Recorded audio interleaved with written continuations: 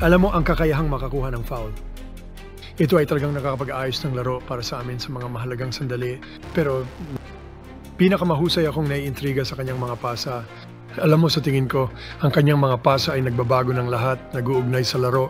Reaksyon ni Coach Steve Kerr kay Jimmy Butler sa kanyang Warriors game debut, in Tagalog version or dubbed.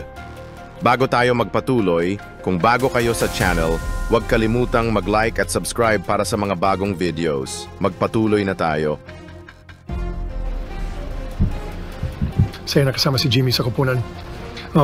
Isa siyang kamangha-manghang manlalaro. Alam mo ang kakayahang makakuha ng foul. Ito ay talagang nakakapag-ayos ng laro para sa amin sa mga mahalagang sandali. Pero pinakamahusay akong naiintriga sa kanyang mga pasa. Alam mo, sa tingin ko, ang kanyang mga pasa ay nagbabago ng lahat, nag-uugnay sa laro. Alam mo, nagagawa niya ito. Mula sa kahit saan. Alam mo, babagsak siya sa post, huhulihin ito doon o siya. Alam mo, magpapasa siya habang tumatakbo o gagawa siya ng mabilis na swing. Kaya, ang kasanayan, ang lakas, ang kakayahang makapunta sa free throw line. At pagkatapos, alam mo, sa huli, lumalampas siya doon. Nasa kanya, ang kanyang presensya doon.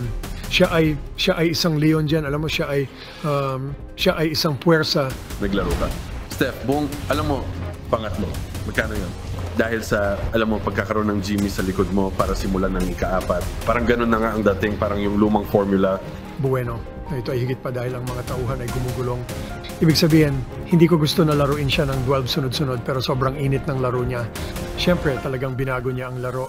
Walang paraan na ilalabas ko siya. Ang malaking pagbabago sa tingin ko sa ika-4 na quarter ay ang pagpapanatili kay Draymond doon at paglalagay kay Quinton kasama si Draymond at si Jimmy at BP at Buddy. At yung lineup na yon ay nakapagpatuloy ng momentum mula sa pangatlong quarter. Napakaganda ni Quinton. Alam mo, binibigyan niya kami ng espasyo na 5 na nagbubukas ng sahig. At alam mo, ang panunod kay Draymond at Jimmy na magkasama sa depensa ay talagang kahanga-hanga. Ano ang masasabi mo tungkol sa mga small ball units na may Draymond at Simon? Well, sinubukan namin gawin ito sa pangalawang quarter para subukang baligtarin ang mga bagay. At ang Chicago ay nagagawa ang lahat. At hindi kami talagang makabawi ng marami. Pero gusto ko yung itsura ng lineup na yon kasama si Draymond sa 5 at si Jimmy sa 4.